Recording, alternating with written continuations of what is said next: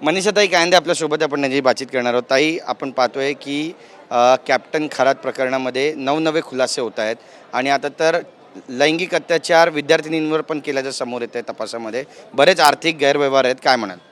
हे जे स्वतःला पहिले कॅप्टन बिप्टन बोलतात ना, हे सगळं पहिले बोलायचं बंद केलं पाहिजे. कोण कॅप्टन, कुठला कॅप्टन हा कधी कुठे नेव्ही आर्मी कुठे होता काय? आणि मुळात म्हणजे मला असं जे कळलं, तो जहाजावर काम करायचा. तर जहाजावर कोणतरी कर्मचारी लोडर बिडर असेल तर त्याला तुम्ही कॅप्टन बोलताय.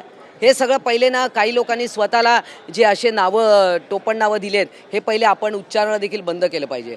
हा भोंदू बाबा आहे, यांनी लोकांना फसवलेलं आहे, महिलांना फसवलेलं आहे, लहान मुलींना देखील सोडलं नाही.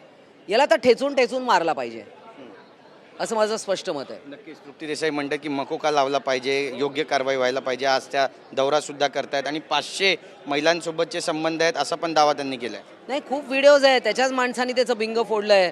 परंतु मुळात म्हणजे की महिला या सगळ्याला बळी पडतात, त्याला समाज जबाबदार आहे. महिलांकडनं होणारी अपेक्षा म्हणजे महिलांकडनंच सगळ्या अपेक्षा असतात ना, मूल झालं पाहिजे, मुलगाच झाला पाहिजे. हे जे सामाजिक दडपण, या दडपणाखाली शहरातल्या असो, ग्रामीण भागातल्या स्त्रिया असो, खेड्यापाड्यातल्या स्त्रिया असो, त्यांना वाटतं आणि त्यांच्यावर जे सामाजिक दडपण आहे, त्यामुळे जेव्हा सायन्स फेल होतं किंवा जेव्हा सायन्समधून उत्तर मिळत नाही, अनेक वेळा पुरुष देखील जबाबदार असेल की मूलबाळ होत नसेल तर, पण दोष महिलेला दिला जातो आणि मग महिला अगतिक होऊन अशा कुठल्या तरी लोकांच्या जाळ्यात फसतात आणि मग त्यांचं शोषण होतं. नाही ताई, पण यामध्ये बरेचसे आमदारांचे पण त्यांच्याशी संबंध होते, बरेचसे फोटोज व्हिडिओज आहेत जे समोर येतात. या सगळ्यांवरती कारवाई व्हायला पाहिजे असं तुम्हाला वाटतं का? आणि एक आमदाराचं पण नाव येतं आहे ज्याच्याकडे सगळ्यात आधी तक्रार गेली होती, पण त्याने याचं बिंग फोडलं नाही. मग राधाकृष्ण विखे पाटलांकडे प्रकरण गेलं, त्यांनी मग गृह खात्याला हे सगळी माहिती कळवली, मुख्यमंत्र्यांनाही कळवलं, त्यामुळे बिंग फुटलं.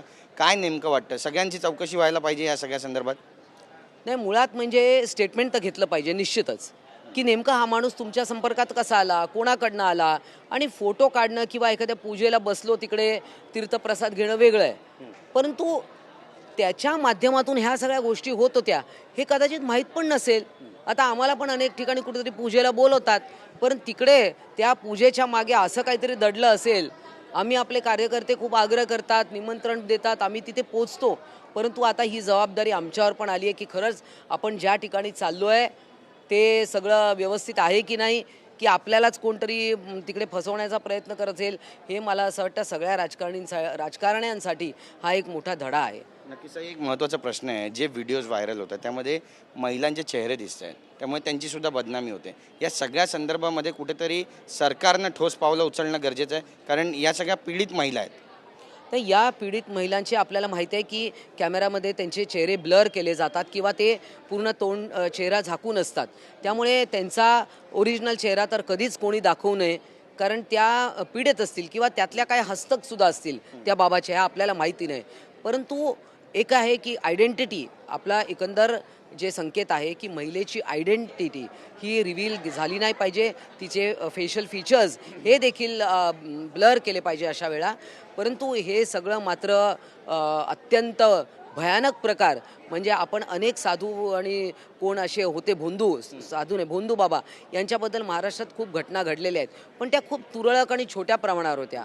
पण अर्थात तो राम रहीम जो होता, आसाराम होते, हे सगळे मंडळी खूप झाली आहे. परंतु हे मला वाटतं it is a big I opener आणि याच्यातून सगळ्यांनीच बोध घ्यायला पाहिजे. काही राजकीय प्रश्न विचारायचे. आपण पाहतोय की सातारा प्रकरणामध्ये काल या ठिकाणी आंदोलन झालं. रात्री मुख्यमंत्र्यांची चर्चासुद्धा झालेली आहे, उपमुख्यमंत्र्यांची. आणि त्याच संदर्भामध्ये आज बरेचसे कयास असे लगावले जात आहेत की अविश्वास ठराव उपसभापती यांच्या विरोधात मांडला जाणार आहे आणि उद्धव ठाकरे यांच्या गटाकडून हा मांडला जाईल किंवा राष्ट्रवादीकडून मांडला जाईल. कसं पाहता एकंदरीत या घटनेकडे? हे वाढत चाललं आहे प्रकरण असं म्हणावं? मला असं वाटतं तिन्ही पक्षाचे नेते जे आहेत ते अत्यंत मॅच्युअर आहेत, त्याच्यात निश्चित तोडगा काढतील. परंतु जे आमचे 2 वोटर होते त्यांना पोचू न देणं ही सगळ्यात मोठी ऑब्जेक्शनल गोष्ट आहे. दुसरी की मंत्र्यांना जी हातापायी झाली हे कधीच महाराष्ट्रात झालं नव्हतं. एक राष्ट्रवादीचे मंत्री आणि एक आमचे, आणि अशा पद्धतीने तुम्ही मंत्र्यांशी बोलू शकत होतात. पालकमंत्री आहेत, त्यांच्याकडे व्हीप होता, तिथे त्या वोटर्ससाठी आणि त्यांना ते काही सभागृहाच्या आत जात नव्हते, ते बाहेर होते. त्यांनी पूर्ण ऑन रेकॉर्ड वरच्या आणि खालच्या सभागृहामध्ये याचं पूर्ण विवेचन दिलेलं आहे. परंतु दुसरा मुद्दा जो तुम्ही विचारला की उपसभापतींचे अधिकार किंवा तालिका सभापतींचे अधिकार, याबाबत आमचं जे नियम पुस्तक आहे त्याच्यामध्ये त्याचा क्लिअर उल्लेख आहे की त्यांना पूर्ण अधिकार आहेत तसे निर्देश देण्याचे. आणि जर का हे निर्देश मागे घेतले किंवा काय तर एक नवीन पायंडा पडेल, हा नवीन प्रेसिडेंट होईल आणि त्यामुळे मग पुढे कुठल्याही सभापतींनी दिलेले जर का निर्देश असेल त्याला मग पुढे केराची टोपली दाखवली जाईल. पण या संदर्भात मग संजय राऊत आता म्हणतात की मित्रपक्ष सरकारमध्ये जास्त काळ राहणार नाही आणि जे म्हणतात की लोकशाहीचा खून झाला त्यांचे हात रक्तानं माखलेले आहेत. नाही, संजय राऊत यांनी सुद्धा अनेक ठिकाणी मग BJPशी युती का केली? त्यांच्या पक्षाने पण BJPशी युती केली आहे ना अनेक ठिकाणी.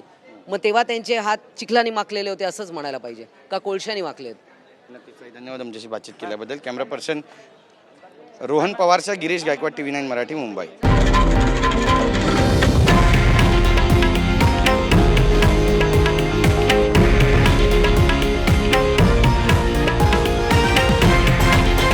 हे आहे देशातील नंबर 1 न्यूज नेटवर्क आणि आपण पाहत आहात TV9 मराठी, एकमेव.